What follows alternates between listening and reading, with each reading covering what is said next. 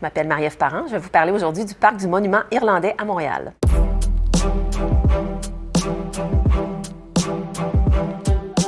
1847 a été l'année où est-ce qu'il y a eu plusieurs Irlandais qui sont arrivés à Montréal. Ces Irlandais-là, ils ont servi à faire du développement, que ce soit social, culturel, économique. Et ce qui est fait en sorte qu'en 1859, on a la construction du pont Victoria. Et lors de l'excavation, on retrouve quelques ossements humains et on réalise que ce sont les Irlandais défunts de 1847, de quelques années avant. Pour venir comme marquer en fait l'aide qu'ont eu les Montréalais avec ces Irlandais-là, ils ont décidé de sortir une grosse roche de 30 tonnes, une roche noire, du fleuve Saint-Laurent et de la déposer non loin du site, donc de l'entrée de ce qu'allait être le pont Victoria.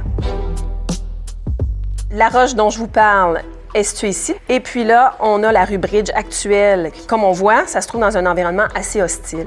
Ici, il y a le nouveau poste irlandais Hydro-Québec et Hydro-Québec possédait tout ce terrain qui ont légué aux Irlandais. On a la présence du REM ici. Alors, on a le fleuve avec le pont Victoria. La rue Bridge actuelle qui, avec les travaux de la Ville de Montréal, sera reconduite, donc réorientée, pour faire en sorte qu'on vienne dégager la grande fosse, le grand cimetière qui se retrouve à peu près à cet espace-là. Donc, le potentiel, c'est de venir créer un espace majestueux, vraiment pour les Irlandais.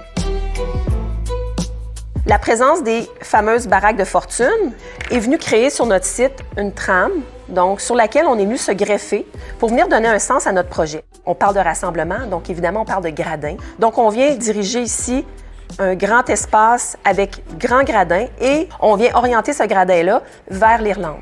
6 000 personnes à commémorer, c'est quelque chose. Et on voulait absolument sur le site avoir quelque chose, un 6 000 éléments de quelque chose.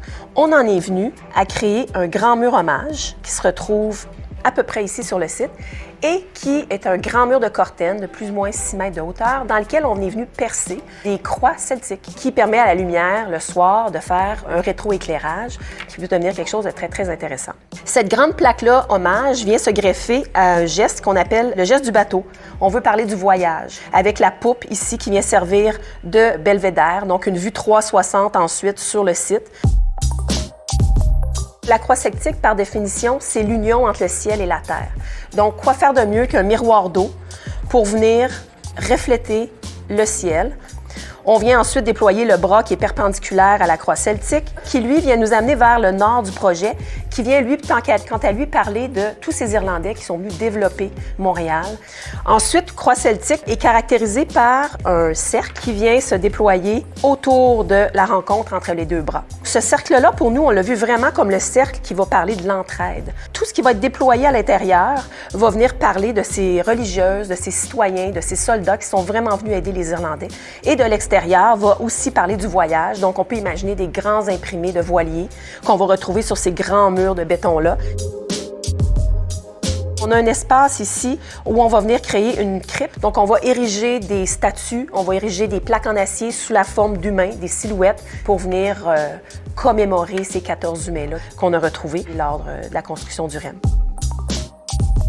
Ce bâtiment-là, linéaire, va venir pouvoir accueillir des éléments, des artefacts irlandais, tel un petit pavillon muséal. On va pouvoir aller célébrer l'histoire des Irlandais à travers ce bâtiment-là et certains objets.